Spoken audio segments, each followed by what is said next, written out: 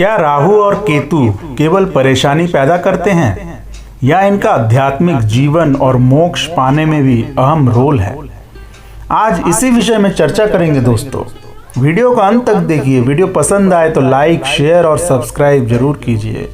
तो चलिए शुरू करते हैं।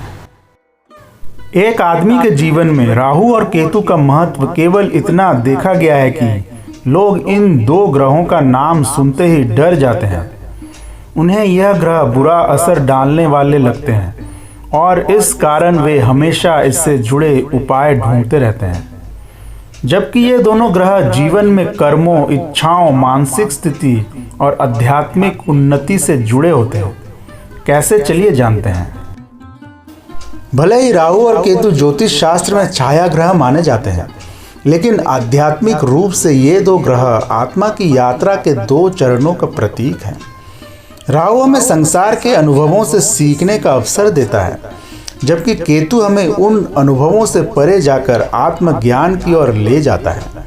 यदि व्यक्ति संतुलन बनाए रखे और अपने कर्मों को सही दिशा में उपयोग करे तो राहु और केतु मिलकर उसे आत्म साक्षात्कार और मोक्ष की ओर ले जा सकते हैं। राहु और केतु जीवन में कर्मों का फल देते हैं।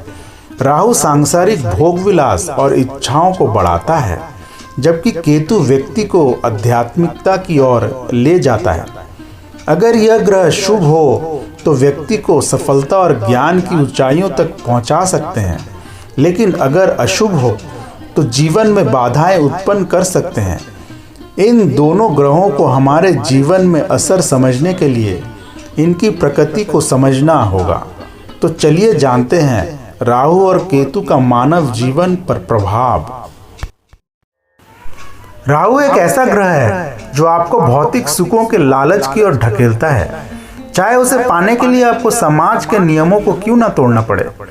राहु व्यक्ति को आकर्षक और करिश्माई बनाता है। राहु अगर मजबूत हो तो व्यक्ति कम समय में बड़ी उपलब्धि हासिल कर सकता है। राहु विदेश में सफलता और अचानक धन प्राप्ति में सहायक होता है, लेकिन अगर राहु की दशा बिगड़ जाए तो व्यक्ति गलतफहमियों और चिंता से घिर सकता है।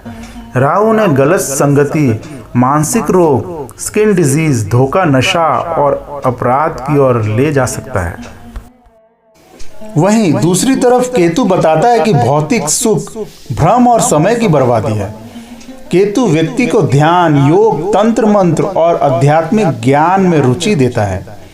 यह सांसारिक मोह से दूर कर मोक्ष की ओर प्रेरित करता है। केतु व्यक्ति को गुण विद्याओं और छिपे हुए ज्ञान में निपुण बनाता है, लेकिन अगर केतु की स्थिति अशुभ हो तो यह व्यक्ति को डिप्रेशन, भ्रम और अकेलापन में डाल सकती है। केतु के दुष्प्रभाव से जीवन में अस्थिरता, बार बार नौकरी बदलना और लक्ष्य का अभाव हो सकता है।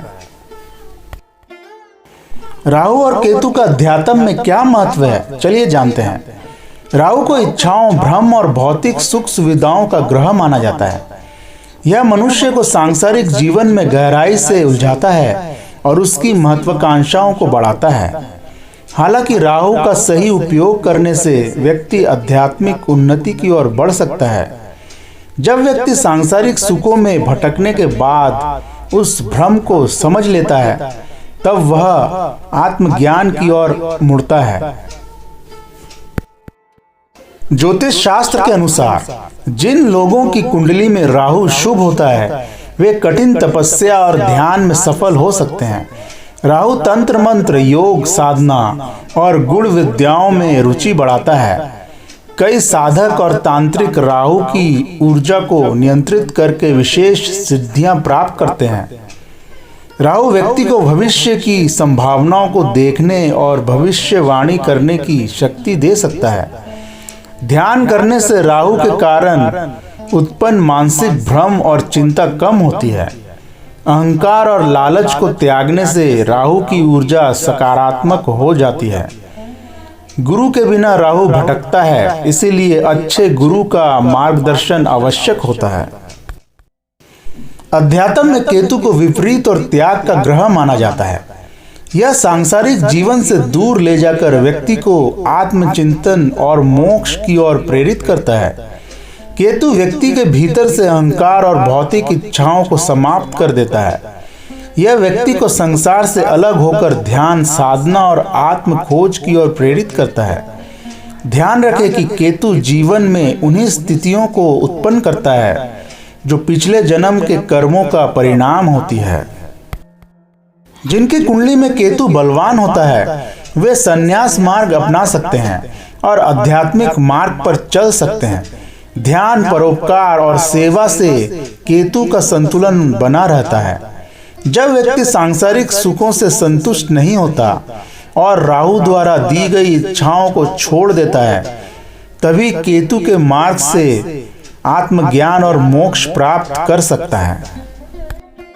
दोस्तों, आपको यह जानकारी कैसी लगी कमेंट बॉक्स में लिख के जरूर बताएं।